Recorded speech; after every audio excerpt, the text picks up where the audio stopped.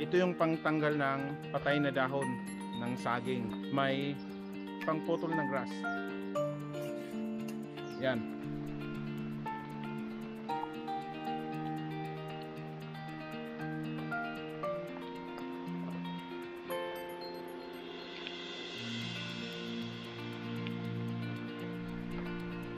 Hi guys!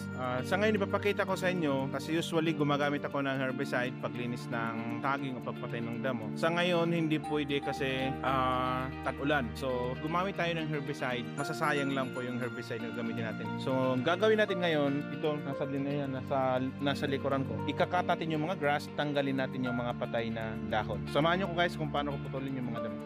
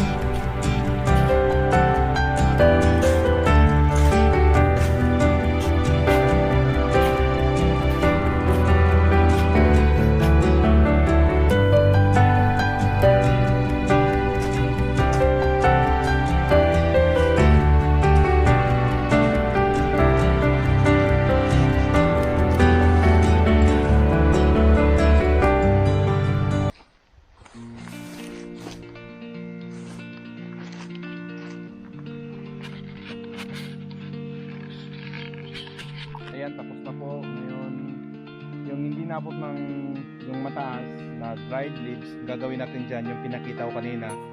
So tatanggalin natin yun. Yan.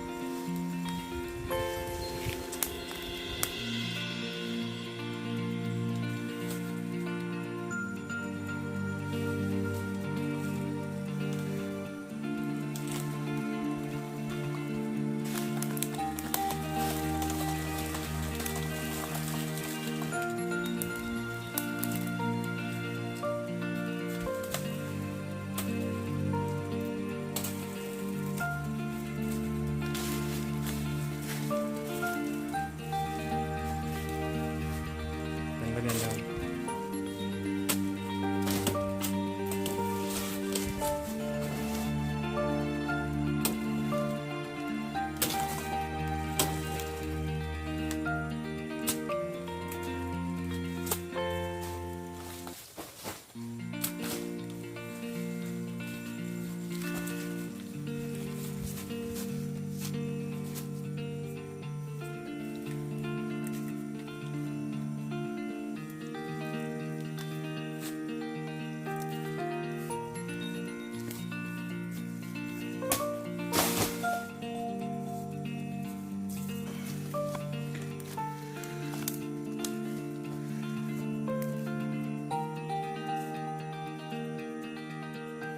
Ayan, tapos na paglinis at yan, ang problema ay solved na. So hindi pwedeng gumamit ng herbicide since na naulan. Gawin, wala kang choice o wala kang option kundi putulin yung mga damo para malinis ang sagingan o yung pananim mong saging. Maraming salamat sa panonood. Please subscribe to my channel, share and like. Pakipindot na rin po ng notification bell para ma-notify kayo pag mayroon po tayong video. Maraming salamat po sa panonood. Ito po yung pangtanggal ng yung hindi abutin ng yung mataas.